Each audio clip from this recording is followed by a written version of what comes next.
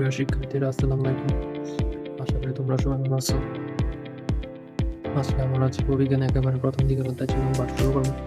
তোমরা সবাই প্রধানমন্ত্রী বসে যাও আর ক্লাসে যা যা নোট করেন তার সাথে সাথে নোট করবেন। তাহলে একবার নোট করতে আর ঝামেলা হবে না। চলো শুরু করি। জীবন পাঠ, জীববিজ্ঞানের ধারণ। প্রথমের দিকগুলো একটু রিডিং করবো তোমরা, কিছু ইম্পর্টেন্ট না। চলো এখান থেকে শুরু করি। জীববিজ্ঞানকে ইংরেজিতে বায়োলজি বলে। বায়োলজি গঠিত হয়েছে গ্রিক শব্দ বায়োস অর্থাৎ জীবন, লগস এবং জ্ঞান এই দুটি শব্দের সংযোগের মাধ্যমে। জীববিজ্ঞানের শাখাগুলো।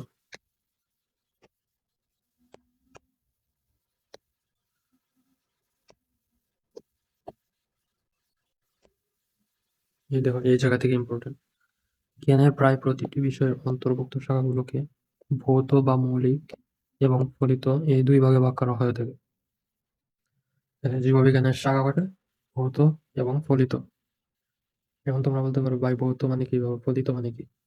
এখন ভৌত হচ্ছে জীববিজ্ঞানের যে শাখায় তত্ত্বীয় বিষয়গুলো আলোচনা করা, মানে থিওরিটিক্যাল বিষয়গুলো আলোচনা করা হয়। আর ফলিত হচ্ছে প্র্যাকটিক্যাল বিষয়গুলো যেখানে আলোচনা করা হয়। প্র্যাকটিক্যাল বিষয়গুলো যে শাখায় আলোচনা করা হয় তা হচ্ছে ফলিত। মনে করো তুমি চা বানাইতে পারো না, এখন তুমি গুগলে সার্চ দিলা কিভাবে চা বানাইতে হয়, এরপর দেখলা উপকরণ, দেখা আছে যে উপকরণগুলো পড়লা কি কি লাগে চা বানাইতে, যেমন চা পাতা লাগে, চিনি লাগে, দুধ লাগে, এগুলো সম্পর্কে একটা ধারণা নিল। এটা হচ্ছে তত্ত্বীয়। হ্যাঁ, তত্ত্বীয়। আর যে সময় তুমি এই তত্ত্বীয় ধারণাটাকে কাজে লাগাই যখন প্র্যাকটিক্যালি চাটা বানাইবা, তখন সেটা হয়ে যাবে ফলিত। আশা করি তোমরা বুঝতে পারছো।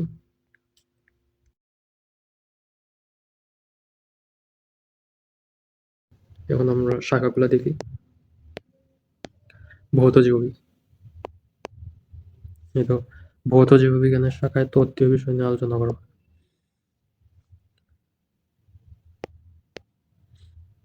প্রথম শাখা কি? অঙ্গসংস্থান বা মরফোলজি। জীবের সার্বিক অঙ্গসংস্থান বা দৈহিক গঠন বর্ণনা এ শাখার আলোচ্য বিষয়। দেহের বাহ্যিক বর্ণনা বিষয়কে বহিঃ অঙ্গসংস্থান বা এক্সটার্নাল মরফোলজি এবং দেহের অভ্যন্তরীণ বর্ণনা বিষয়কে অন্ত অঙ্গসংস্থান বা ইন্টারনাল মরফোলজি বলা হয়। এখান দিয়ে তোমাকে প্রশ্ন করতে পারে, জীবের সার্বিক অঙ্গসংস্থানিক বা দৈহিক গঠন বর্ণনা করা হয় কোন শাখায়? কি বললাম? অঙ্গসংস্থান বা মরফোলজি। এখানে ইংলিশ আর বাংলা দুইটাই পড়তে হবে, মানে ইংলিশ আর বাংলা দুইটাই পড়তে হবে। এখান দিয়ে ক মার্কের দিতে পারে, আর এমসিকিউ তো দিবি।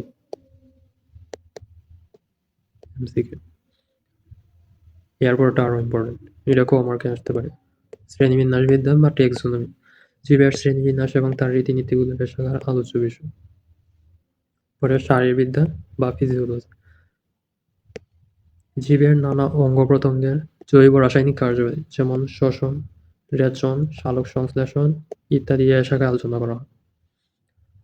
আমি যেগুলো দাগাই দিতেছি এগুলো বই, তোমরা বইয়ে দাগাই দিবে, হাইলাইটার দিয়ে হাইলাইট করে দিবে, তাহলে রিভিশন দিতে সহজ হবে। এরপরটা দেখি, হিস্টোলজি। জীবদেহের টিস্যুসমূহের গঠন, বিন্যাস, কার্যাবলী এ শাখার আলোচনা করা হয়। তোমাকে বলতে পারি জীবের টিস্যুসমূহের গঠন বিন্যাস কোন শাখায় আলোচনা করা হয়? বলবা হিস্টোলজি, ফিজিওলজি শাখা। এরপর হচ্ছে ভ্রূণবিদ্যা বা ইমব্রিওলজি। জনন কোষের উৎপত্তি, নিষিক্ত জাইগোট থেকে ভ্রূণের সৃষ্টি, গঠন, পরিস্ফুটন, বিকাশ প্রভৃতি এ শাখার প্রধান বিষয়। এরপরে হচ্ছে কোষবিদ্যা বা সাইটোলজি। জীবদেহের কোষের গঠন, কার্যাবলী, বিভাজন সম্পর্কে এ যাবতীয় আলোচনা এ শাখার বিষয়। হচ্ছে বংশবিদ্যা বা জেনেটিক্স। জিন ও জীবের বংশগতি ধারা সম্পর্কে এ শাখায় আলোচনা করা হয়। বিবর্তনবিদ্যা বা ইভলিউশন। এরপরটা হচ্ছে বাস্তুবিদ্যা বা ইকোলজি। এরপরটা এন্ডোক্রাইনোলজি বা এটা ইম্পর্টেন্ট। জীবদেহে হরমোনের কার্যকারিতা বিষয়ক আলোচনা এ শাখার বিষয়। জীবদেহে হরমোনের কার্যকারিতা কোন শাখায় আলোচনা করা হয়?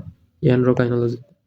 জীব ভূগোল বা বায়ো জিওগ্রাফি, এটা এত ইম্পর্টেন্ট না। এরপর আমরা আসি ফলিত জীববিজ্ঞান। এই শাখায় জীবন সংশ্লিষ্ট প্রায়োগিক বিষয়গুলো মানে প্র্যাকটিক্যাল বিষয়গুলো আলোচনা করা হবে, যেমন জীবাশ্ম বিজ্ঞান বা প্যালেন্টোলজি। এগুলো হেডলাইনটা শুধু প্রকাশ। জীব পরিসংখ্যানবিদ্যা বা বায়োস্ট্যাটিস্টিক্স, পরজীবীবিদ্যা বা প্যারাসাইটোলজি, পরজীবিতা এবং পরজীবী জীবের জীবন প্রণালী এবং রোগ সম্পর্কিত বিজ্ঞান, মৎস্য বিজ্ঞান বা ফিশারিজ, কীটতত্ত্ব, এন্টোমোলজি। এটা ইম্পর্টেন্ট আছে। কীটপতঙ্গের জীবন, উপকারিতা, ক্ষয়ক্ষতি, দমন ইত্যাদি সম্পর্কিত বিজ্ঞান, কীটতত্ত্ব বা এন্টোমোলজি। অণুজীব বিজ্ঞান বা মাইক্রোবায়োলজি, ভাইরাস, ব্যাকটেরিয়া, অণুবীক্ষণিক ছত্রাক, অন্যান্য অণুজীব সম্পর্কিত বিজ্ঞান। এটা অস্ট্রেলিয়ার হয়। কৃষি বিজ্ঞান বা এগ্রিকালচার, চিকিৎসা বিজ্ঞান, মেডিকেল সায়েন্স, জিন প্রযুক্তি, জেনেটিক ইঞ্জিনিয়ার, প্রাণ রসায়ন বা বায়োকেমিস্ট্রি, পরিবেশ বিজ্ঞান, এনভায়রনমেন্টাল সায়েন্স, সামুদ্রিক বিজ্ঞান, মেরিন বায়োলজি, বনবিজ্ঞান, ফরেস্ট্রি, জীবপ্রযুক্তি, বায়োটেকনোলজি, ফার্মেসি, শিল্প প্রযুক্তি বিষয় বিজ্ঞান, বন প্রাণীবিদ্যা, ওয়াইল্ড লাইফ, বায়ো ইনফরমেটিক্স। এটা ইম্পর্টেন্ট, এটা আগের বার আসছে মনে হয়। কম্পিউটার প্রযুক্তি নির্ভর জীববিজ্ঞান ভিত্তিক তথ্য, যেমন ক্যান্সার বিস্তার। আর কিছু না দেখো, এটা মুখস্থ করো, ঠাটা মুখস্থ করো। এটা ইম্পর্টেন্ট, মাস্ট মাস্ট মাস্ট। এরপরে আমরা দেখি, এই চ্যাপ্টার অনেক সোজা, তোমাদের এত বেশি প্যারা হবে না। ক্লাস দেখতে তো ক্লাসের মধ্যে সব মুখস্থ হয়ে যাবে ইনশাল্লাহ। জীবের শ্রেণীবিন্যাস। আজ পর্যন্ত বিভিন্ন উদ্ভিদের প্রায় 4 লক্ষ এবং প্রাণীর প্রায় 13 লক্ষ প্রজাতির নামকরণ ও বৈশিষ্ট্য বর্ণনা করা হয়েছে। পরে শ্রেণীবিন্যাসের উল্লেখযোগ্য অবদান রেখেছেন সুইডিশ প্রকৃতিবিদ ক্যারোলাস লিনিয়াস 1707 থেকে 1778। 1735 সালে আপসালা বিশ্ববিদ্যালয় থেকে চিকিৎসাশাস্ত্রে ডিগ্রি লাভের পর তিনি ওই বিশ্ববিদ্যালয়ে অ্যানাটমির অধ্যাপক নিযুক্ত হয়েছিলেন। তাদের শ্রেণীবিন্যাসে উল্লেখযোগ্য অবদান রাখেন সুইডিশ প্রকৃতিবিদ ক্যারোলাস লিনিয়াস 1707 থেকে 1778।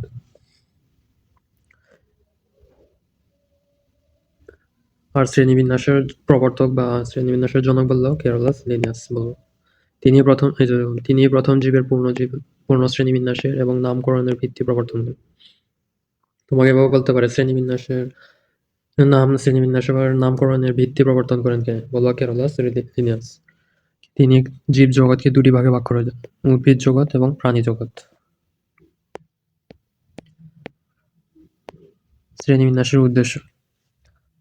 এটা খ মার্কের জন্য অবশ্যই বলবা, মোস্ট ইম্পর্টেন্ট।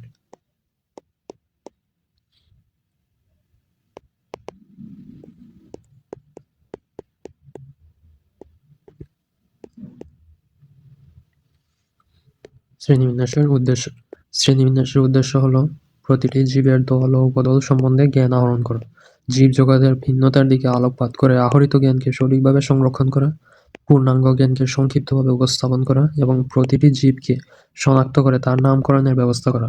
সর্বোপরি জীব জগৎ এবং মানব কল্যাণের প্রয়োজনীয় জীবগুলোকে শনাক্ত করে তাদের সংরক্ষণে সচেতন হও। তোমরা এভাবে লিখবে না, এটা 1, 2, 3, 4 এভাবে লিখবা। যেমন 1 নম্বর দিবা জীব শ্রেণীবিন্যাসের উদ্দেশ্য হলো প্রতিটি জীবের দল ও উপদল সম্পর্কে জ্ঞান আহরণ করা। এরপরে 2, এরপর 3, 2, এরপর 3 এভাবে লিখবা। এরপর আমরা দেখি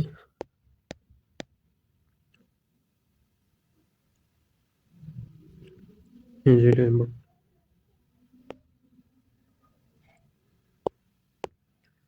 ক্যারোলাস লিনিয়াসের সময়কাল থেকে শুরু করে বিংশ শতাব্দীর মাঝামাঝি সময় পর্যন্ত জীবজগৎকে উদ্ভিদ জগৎ এবং প্রাণী জগৎ বিবেচনা করে দুটি রাজ্যে শ্রেণীবিন্যাস করা হলো। যেমন জীবজগৎ, সুপার কিংডম 1 বা প্রোক্যারিওটা, আর সুপার কিংডম 2 বা ইউক্যারিওটা।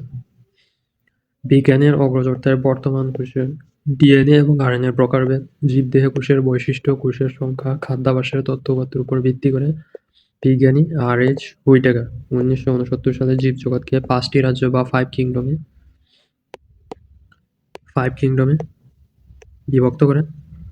বিভক্ত করার প্রস্তাব করেন।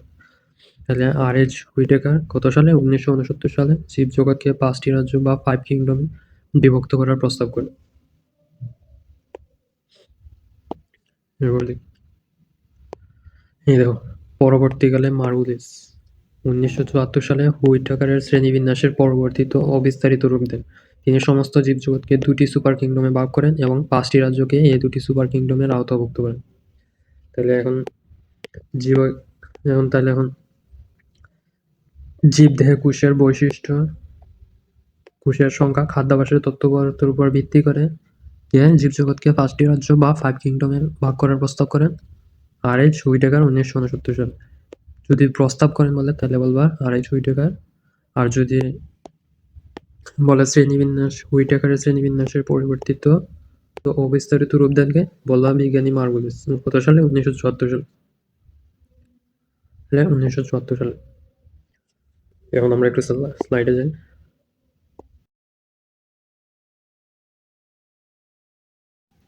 আমরা কয়েকটা প্রশ্ন সলভ করি, সাথে সাথে বলছিলাম না ক্লাসে, তোমার ক্লাসের পড়া শেষ হয়ে যায়, শুধু মনোযোগ দিয়ে ক্লাসটা দেখতে দাও। হরমোন নিয়ে আলোচনা করা হয় কোনটিতে? হরমোন নিয়ে আলোচনা করা এন্ডোক্রাইনোলজি। জীবের প্রাণ রাসায়নিক কার্যগুলি,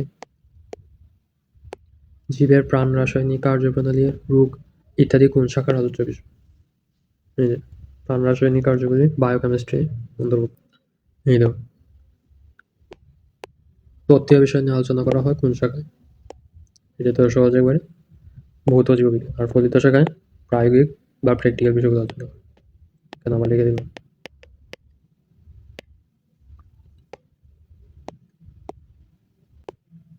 প্রাকৃতিক পরিবেশের সাথে জীবের সম্পর্ক বিষয় বিজ্ঞানকে কি বলে? ইকোলজি। এরপরটা দেখি, এই যে চারটায় সবাই খেয়াল করো, এই যে চারটায় সবাই খেয়াল করো, এই যে জীবজগৎ, জীবজগৎকে কয় ভাগে ভাগ করা হয়েছে? আদিকোষী জীব এবং প্রকৃতকোষী জীব। এখন দেখো, জীবজগৎকে কিন্তু আগে 2 ভাগে ভাগ করা হয়েছে, একটা হচ্ছে উদ্ভিদ জগৎ আর একটা হচ্ছে প্রাণী জগৎ। কিন্তু আগে একটা বিষয় ক্লিয়ার করে নিই, দাঁড়াও।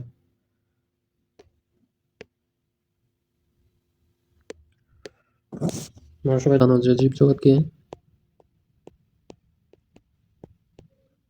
সাধারণত আগে 2 ভাগে ভাগ করা হতো। 2 ভাগে ভাগ করা হতো, একটা হচ্ছে উদ্ভিদ জগৎ আর একটা হচ্ছে প্রাণী জগৎ। কিন্তু 1953 সালে জীববিজ্ঞানে একটা বড় বিপ্লব সংঘটিত হয়। কি হয়? 1953 সালে 1953 সালে বিজ্ঞানী ওয়াটসন এবং ক্রিক ডিএনএ ডাবল হেলিক্স আবিষ্কার করে। ডিএনএ ডাবল হেলিক্স আবিষ্কার করে। এরপর তো ডিএনএ ডাবল হেলিক্স আবিষ্কার করার পর বিজ্ঞানীরা ডিএনএ সম্পর্কে ধারণা পান, ডিএনএ, আরএনএ, এরপর ডিএনএ, আরএনএ, কোষ ইত্যাদি আবিষ্কৃত হতে শুরু করে। তখন কি হয়? 1969 সালে বিজ্ঞানী হুইটেকার জীবজগৎকে 5টি রাজ্য বা 5 কিংডমে ভাগ করার প্রস্তাব করেন। তখন বিজ্ঞানী মার্গুলিস 1974 সালে বিজ্ঞানী মার্গুলিস হুইটেকারের প্রস্তাবিত 5টি রাজ্য বা 5 কিংডমকে সুপার কিংডম 1 ও সুপার কিংডম 2 এর অন্তর্ভুক্ত করেন। সুপার কিংডম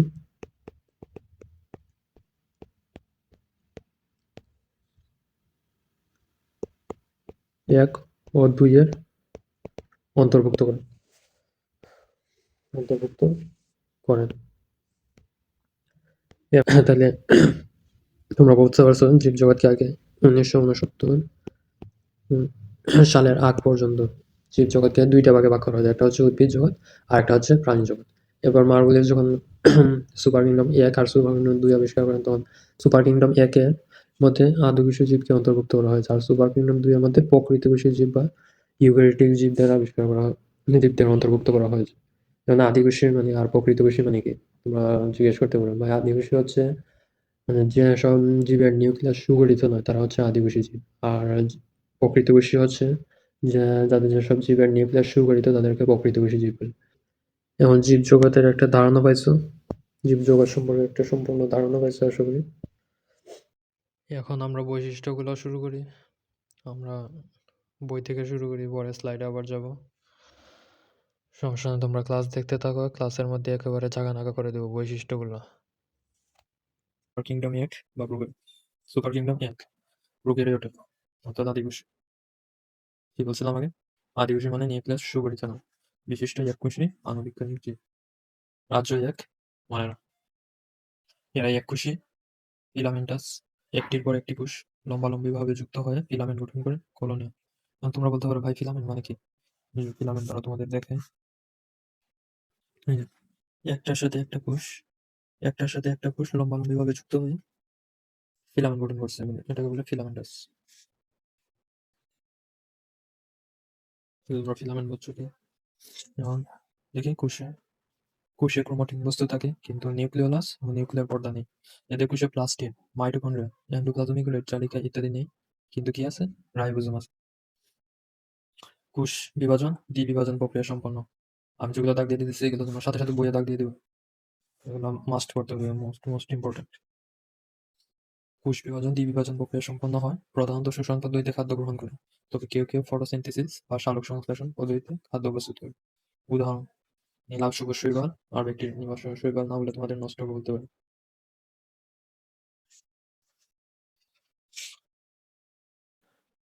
পয়েন্ট আকারে দিই, মানে স্লাইডে যেভাবে দিয়ে দিচ্ছি এইভাবে শেখার চেষ্টা করবা, তাহলে একবারে একেবারে 3-এ 3 পাবো। হ্যাঁ, পরে দেখি আমরা এবার কিংডম 2 এরা হচ্ছে ইউক্যারিওটা। এরা প্রকৃত কোষ নিউক্লিয়াস সুগঠিত, বিশিষ্ট এককোষী বা বহুকোষী জীব। প্রোক্যারিওটা মানে ছিল শুধু এককোষী, আর ইউক্যারিওটা হচ্ছে এককোষী বা বহুকোষী জীব। এরা এককভাবে অথবা কলোনি আকারে দলবদ্ধভাবে বসবাস করে। হচ্ছে রাজ্য 2 প্রোটিস্টা। এরা এককোষী বা বহুকোষী, একক বা কলোনিয়াল, দলবদ্ধ বা ফিলামেন্টাস এবং সুগঠিত নিউক্লিয়াস বিশিষ্ট। এদের প্রোটিস্টা রাজ্যের জীবেরা এরা এককোষীয় হতে পারে, আবার বহুকোষীয় হতে পারে। এরা এককভাবেও থাকতে পারে, আবার দলবদ্ধভাবেও থাকতে পারে।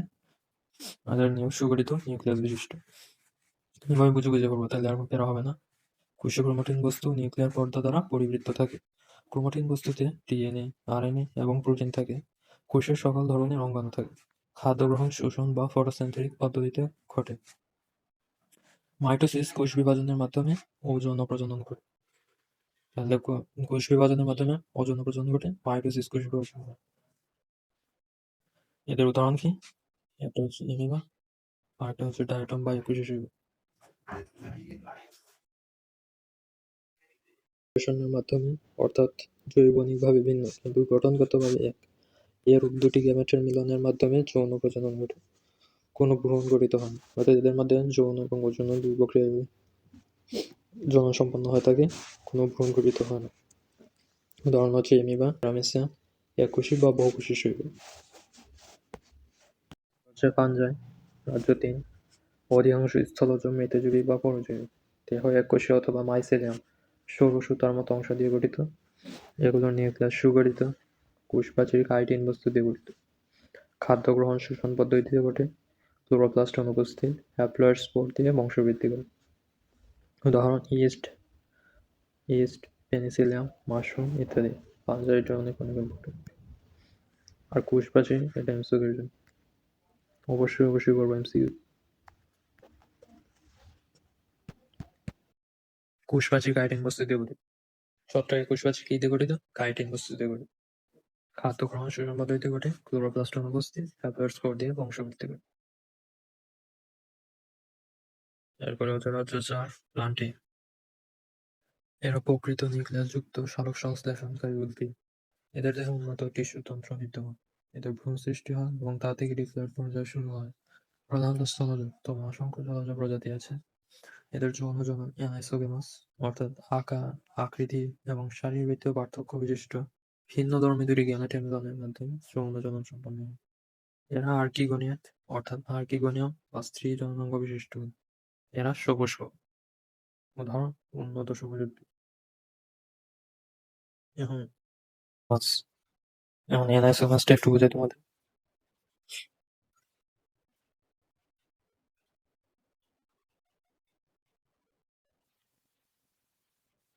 দেখো, এই যে যৌন জনন,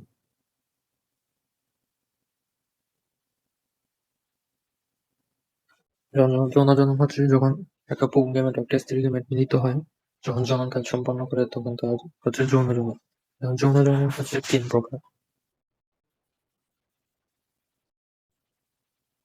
একটা হচ্ছে আইসোগেমাস,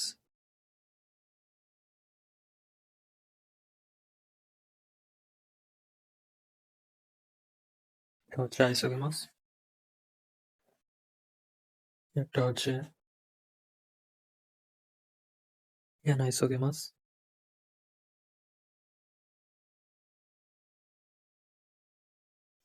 আর আরেকটা হচ্ছে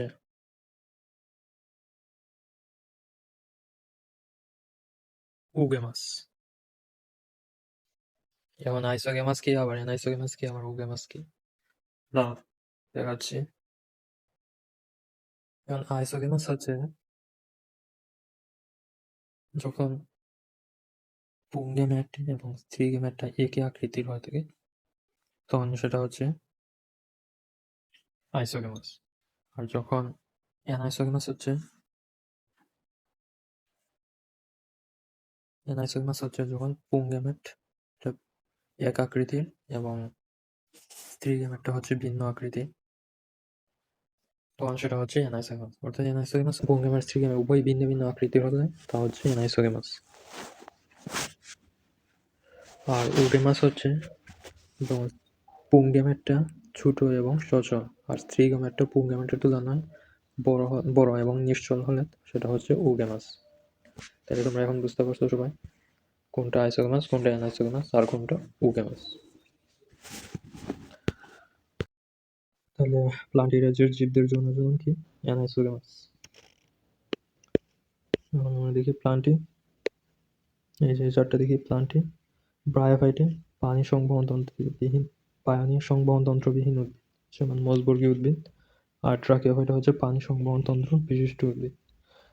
পানি আবার ট্রাকিওফাইটা আবার কয় ধরনের? 3 ধরনের। একটা হচ্ছে পানবর্গীয় উদ্ভিদ, একটা হচ্ছে নগ্নবীজি, আর একটা হচ্ছে আবৃতবীজ। এই চারটা দেখে রাখবেন। নিউ এডেড আগের বই ছিল না, এখন নতুন অ্যাড করছে। চারটা দেখে রাখবো আমি, এটা ইম্পর্টেন্ট কিন্তু এমসিকিউর জন্য। তাহলে আমরা বলে যাই। হচ্ছে অ্যানিমেলিক, এরা নিউক্লিয়াস বিশিষ্ট ও বহুকোষী প্রাণী। এদের কোষে কোনো জড় কোষপ্রাচীর প্লাস্টিড কোষকে অবর্ণে। প্লাস্টিড না থাকায় এরা হেটারোট্রফিক অর্থাৎ পরোপজীবী, অর্থাৎ এরা খাদ্যের জন্য অন্যের উপর নির্ভরশীল এবং খাদ্য গলদগলন করে। দেহে জটিল টিস্যুতন্ত্র বিদ্যমান।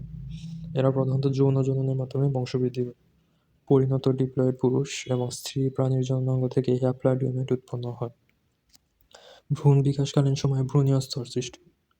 প্রোটোজোয়া ব্যতীত সকল অমেরুদণ্ডী এবং মেরুদণ্ডী প্রাণী। তাহলে অ্যানিমেলিয়া হচ্ছে আমরা যে রাজ্যে আমরা হচ্ছে অ্যানিমেলিয়া রাজ্যের অন্তর্ভুক্ত। তাই আমাদের বৈশিষ্ট্যগুলো মানুষের সাথে মিলিয়ে করবো, তাহলে অনেক তোমাদের বুঝতে অসুবিধা হবে, আবার বৈশিষ্ট্য ভালোভাবে লিখতে পারবো। ঠিক, আমরা এরপরে যাই।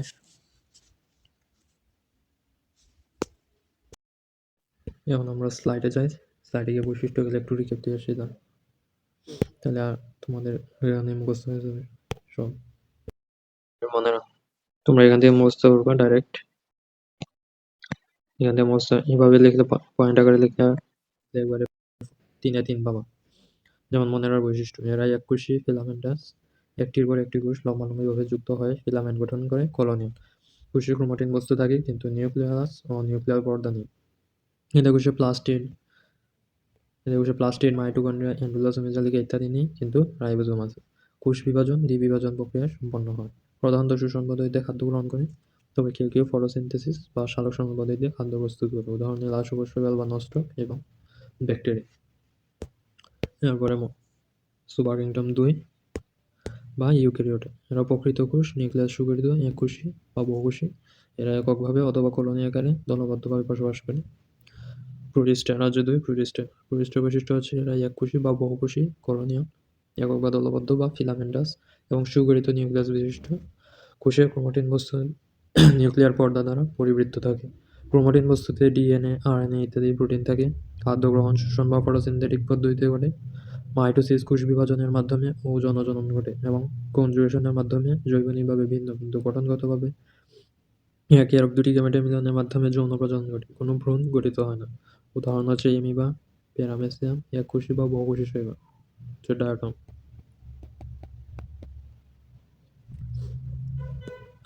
এরপরে দেখি, এরপরটা হচ্ছে ফানজাই, রাজ্য 3। ছত্রাকের বৈশিষ্ট্য: অধিকাংশই স্থলজ, মৃতজীবী বা পরজীবী। দেহ এককোষী অথবা মাইসেলিয়াম সৌরসুতার মতো অংশ নিয়ে গঠিত। এতে নিউক্লিয়াস সুগঠিত, কোষপ্রাচীর কাইটিন বস্তু দিয়ে গঠিত। খাদ্য গ্রহণ শোষণ পদ্ধতিতে ঘটে। ক্লোরোপ্লাস্ট অনুপস্থিত। হ্যাপ্লয়েড স্পোর দিয়ে বংশবৃদ্ধি ঘটে। উদাহরণ হচ্ছে পেনিসিলিয়াম, মাশরুম ইত্যাদি। ইম্পর্টেন্ট, বারবার বলতেছি ফানজাইটা ভালো করে করবো তোমরা, এটা আসবে মানে আসবে। এরপরটা হচ্ছে রাজ্য 4, প্লান্টিন। এরা প্রকৃত নিউক্লিয়াসযুক্ত সালোক সংশ্লেষণকারী উদ্ভিদ। দেহে উন্নত টিস্যুতন্ত্র বিদ্যমান।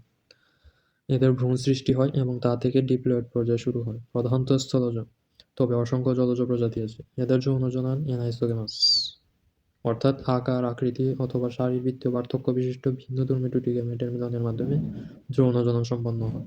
এরা আর্কিগোনিয়াট অর্থাৎ আর্কিগোনিয়াম বা স্ত্রী জননাঙ্গ বিশিষ্ট উদ্ভিদ। এরা সপুষ্পক। উদাহরণ উন্নত সবুজ উদ্ভিদ। এরপরে আমাদের রাজ্যে যাই, অ্যানিমেলিয়া। এরা নিউক্লিয়াস বিশিষ্ট এবং বহুকোষী প্রাণী। এখানে সুগঠিত উদাহরণ মিসিং আছে। সুগঠিত নিউক্লিয়াস বিশিষ্ট ও বহুকোষী প্রাণী। এদের কোষে কোনো জড় কোষপ্রাচীর নেই। প্লাস্টিড কোষগহ্বর নেই। প্লাস্টিড না থাকায় এরা হেটারোট্রপিক অর্থাৎ পরভোজী, অর্থাৎ নিজের খাদ্য নিজে তৈরি করতে পারে না। এরা খাদ্য গলদকরণ করে এবং দেহে জটিল টিস্যুতন্ত্র বিদ্যমান। এরা প্রধানত যৌন জননের মাধ্যমে বংশবৃদ্ধি করে। পরিণত ডিপ্লয়েড পুরুষ এবং প্রাণীর জননাঙ্গ থেকে হ্যাপ্লয়েড গ্যামেট উৎপন্ন হয়। ভ্রূণ বিকাশকালীন সময়ে ভ্রূণীয় স্তর সৃষ্টি হয়। উদাহরণ প্রোটোজোয়া ব্যতীত সকল অমেরুদণ্ডী এবং মেরুদণ্ডী প্রাণী। তাহলে আমাদের রিক্যাপ হয়ে গেল। আশা করি তোমার সবাই ক্লাসে মুখস্থ হয়ে গেছে এগুলা। যেমন দ্বিপদ নামকরণের নিয়মাবলী।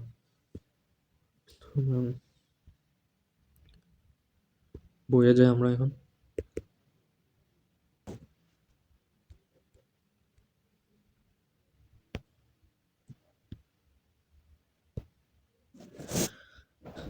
শ্রেণীবিন্যাসের বিভিন্ন ধাপ। এখন আমরা ধাপগুলো দেখি।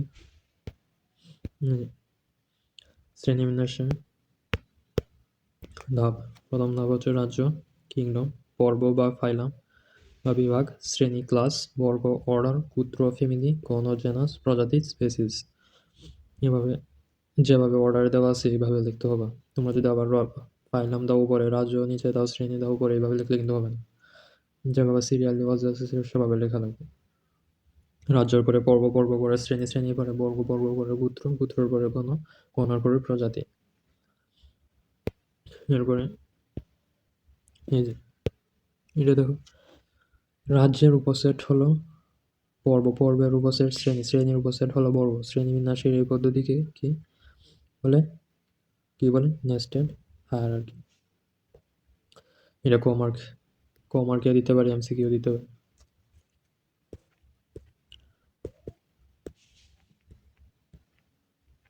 কমার্কের জন্য দিতে পারে, এটা এমসিকিউর জন্য দিতে পারে, এটা মুখস্থ করবা। এই যে দাঁড়া, নেস্টেড হায়ারার্কি। এই যে রাজ্যর উপসেট হচ্ছে পর্ব, পর্বর উপসেট শ্রেণী, শ্রেণীর উপসেট বর্গ, বর্গের উপসেট গোত্র, গোত্রের উপসেট গণ, গণের উপসেট প্রজাতি। এটাই হচ্ছে নেস্টেড হায়ারার্কি। এই যে এটা মোস্ট ইম্পর্টেন্ট। এই জায়গাটা ফুল মুখস্থ করো, ঠাটা মুখস্থ। এখান থেকে প্রশ্ন আসবেই। এই যে তোমাদের বলতে পারে রাজ্য, এই যে মানুষের শ্রেণীবিন্যাস দেওয়া আছে এখানে, রাজ্য বা কিংডম। মানুষের রাজ্য কিংডম হচ্ছে অ্যানিমেলিয়া। তোমাদের বলতে হবে মানুষকে অ্যানিমেলিয়া রাজ্যের কেন অন্তর্ভুক্ত করা হয়েছে, তাহলে বলবা এরা সুকেন্দ্রিক কোষবিশিষ্ট বহুকোষী পরভোজী এবং জটিল টিস্যুতন্ত্র আছে। এরপর হচ্ছে কারণ জীবনের কোনো এক পর্যায়ে নটুগর থাকে। এরপর হচ্ছে শ্রেণী বা ম্যামালিয়া। কারণ বাচ্চাকে বুকের দুধ খাওয়ায় এবং লোম ও চুল আছে, এটা ইম্পর্টেন্ট, এটা 2 মার্কে দিতে পারে। তোমাকে বলবে মানুষকে কেন ম্যামালিয়া রাজ্যের অন্তর্ভুক্ত করা হয়, তাহলে বলবা কারণ বাচ্চাকে বুকের দুধ খাওয়ায় এবং লোম বা চুল আছে। এরপর হচ্ছে বর্গ হচ্ছে প্রিমেট। কারণ এরা আঁকড়ে ধরার উপযোগী হাত এবং ঘ্রাণ অপেক্ষা দৃষ্টিশক্তি বেশ উন্নত। আর হচ্ছে গোত্র হোমিনিডে, কারণ শিম্পাঞ্জি, গরিলা, ওয়াংওয়াটাং প্রভৃতির সাথে সাদৃশ্য আছে। গণ হচ্ছে হোমো, কারণ দেহের অনুপাতে মস্তিষ্ক সবচেয়ে বড় এবং খাড়াভাবে 2 পায়ে হাঁটতে পারে। এরপর হচ্ছে প্রজাতি হোমোসেপিয়েন্স, কারণ চৌড়া এবং খাড়া কপাল। ঘুলের হাড় হোমো গণের অন্য প্রজাতির তুলনায় পাতলা এবং বুদ্ধিবৃত্তিকভাবে উন্নত। তাহলে তোমরা এটা পুরোটা মুখস্থ করবা যেভাবে দেওয়া আছে, মানে একবারে যেভাবে দেওয়া আছে সেভাবে ঠাড়া মুখস্থ করবা। বারবার বলতেছি এটা কিন্তু মুখস্থ করতে হবে, এখান থেকে প্রশ্ন আসবে মানে আসবে। এটা বুঝতে পারছো? এরপর আমরা যে এই যে দ্বিপদ নামকরণ পদ্ধতি, তাহলে দ্বিপদ নামকরণ কে প্রবর্তন করেছেন? দ্বিপদ নামকরণ প্রবর্তন করেছেন ক্যারোলাস লিনিয়াস। আমাদের ক্যারোলাস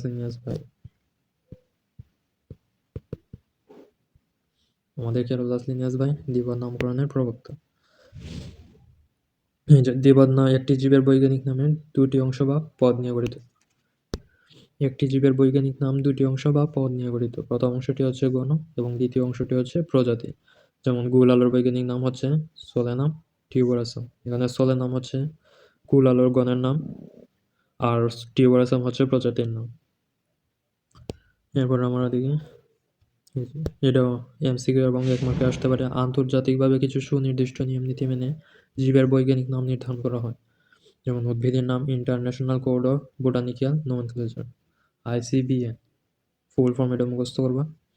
কর্তৃক এবং প্রাণীর নাম হচ্ছে international code of zoological nomenclature, এটা হচ্ছে ICZN। এটাও এমসিকিউ আর 1 মার্কের জন্য ইম্পর্টেন্ট। এরপরে দেখো 1753 সালে সুইডিশ বিজ্ঞানী ক্যারোলাস লিনিয়াস তার স্পেসিস প্ল্যান্টারাম বইটি রচনা করেন। স্পেসিস প্ল্যান্টারাম বইয়ের লেখককে ক্যারোলাস লিনিয়াস কত সালে? 1753 সালে রচনা করেন। আর দ্বিপদ নামকরণ পদ্ধতি কোন বইয়ে আলোচনা করা হয়েছে প্রথম? স্পেসিস প্ল্যান্টারাম। আমরা 4 স্লাইড থেকে দেখি দ্বিপদ নামকরণ, তাহলে আমাদের বোঝাতে সুবিধা হবে। দ্বিপদ নামকরণ নিয়মাবলী।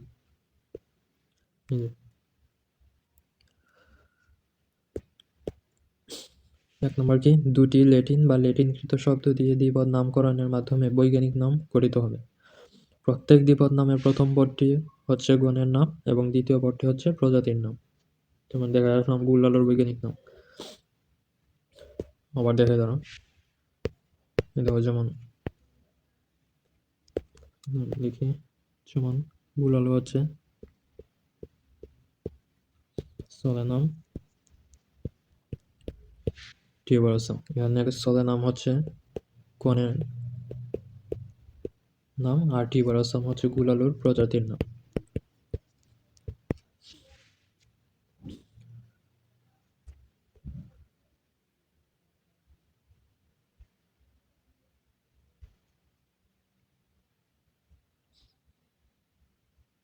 এরপর আমরা দেখি গণ নামটি হচ্ছে বিশেষ্য বা নাম বা জাতিবাচক, তাই প্রথম অক্ষরটি শুরু হবে বড় হাতের অক্ষর, এবং প্রজাতির নামটি বিশেষণ বা গুণবাচক, তাই প্রথম অক্ষর সহ প্রতিটি অক্ষর হবে ছোট হাতের অক্ষর। যেমন টাইগ্রিস। তোমাদের দেখাই, এটা গুল আলুর প্রথম অক্ষরগুলো, প্রথম অক্ষরটা হবে বড় হাতের অক্ষর আর বাকিগুলো যেগুলো আছে সেগুলো হচ্ছে ছোট হাতের অক্ষর।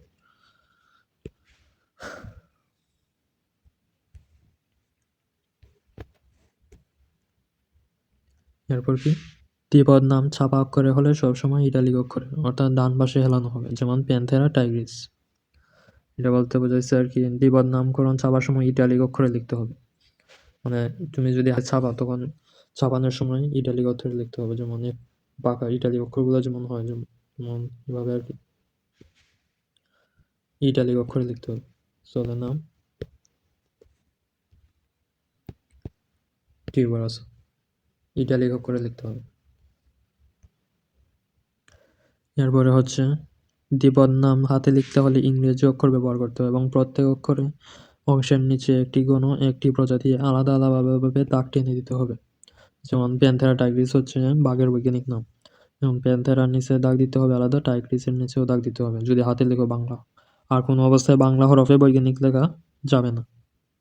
তাহলে কি বুঝলাম না?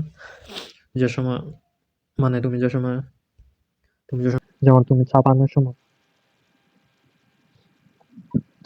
সময় বৈজ্ঞানিক নাম লিখতে হবে ইটালিক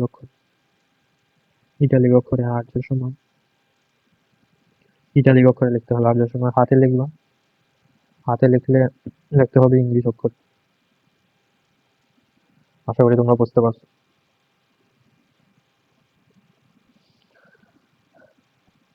এরপরটা আমরা দেখি, যে বিজ্ঞানী সর্বপ্রথম কোনো প্রাণীর সঠিক বর্ণনা সহ দ্বিপদ নামকরণ প্রকাশ করবেন উক্ত প্রাণীর দ্বিপদ নামের শেষে যুক্ত হবে। যেমন সাইপ্রিনাস কার্পিও লিনেস,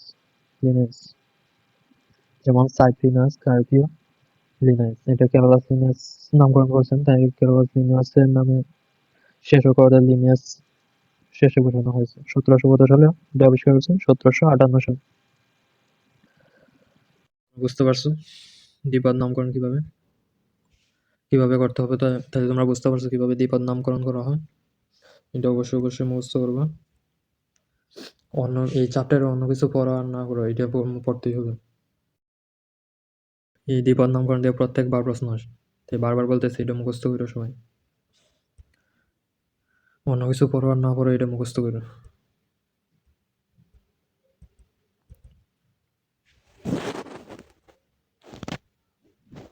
এখানে কিছু সাধারণ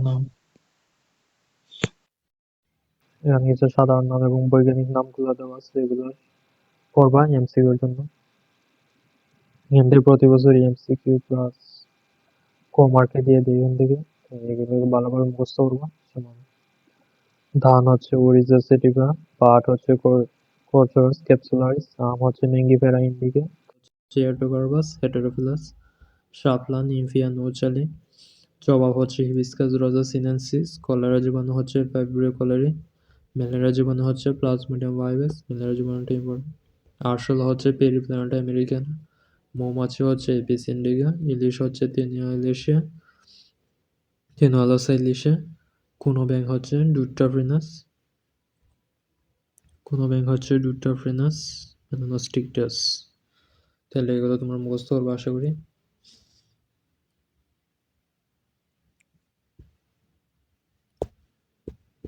দেখি বই কি আছে। এই দেখো দ্বিপদ নামকরণ পদ্ধতি, এগুলো আমরা পড়ে আসছি। এই দেখো নামকরণ,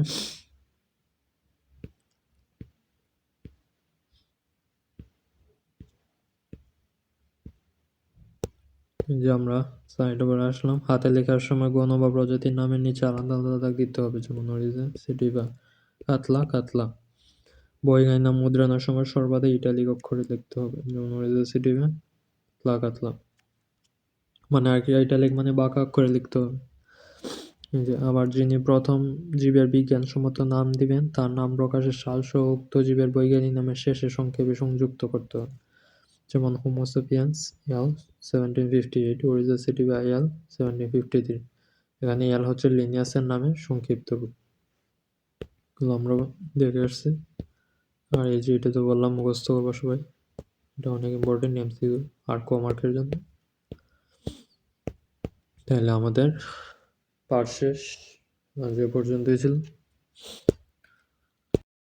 আর যেগুলো পড়াইছে সেগুলো বাসায় নোট করবা, আর স্লাইডটা তোমাদের টেলিগ্রাম গ্রুপে দিয়ে দিব, তোমরা সেখান থেকে কালেক্ট করে নেবা, বা ডিসক্রিপশন বক্সে দিয়ে দেবো, সেখান থেকে কালেক্ট করে নেবা। আর তোমাদের ফ্রি ক্লাসগুলো আসতে থাকবে, তোমরা সবাই সাবস্ক্রাইব করে রাখো আমাদের চ্যানেলটা, আর টেলিগ্রামে সবাই যুক্ত হয়ে যাও, অনেক ফ্রি ক্লাস দেওয়া হবে আমাদের প্ল্যাটফর্ম থেকে।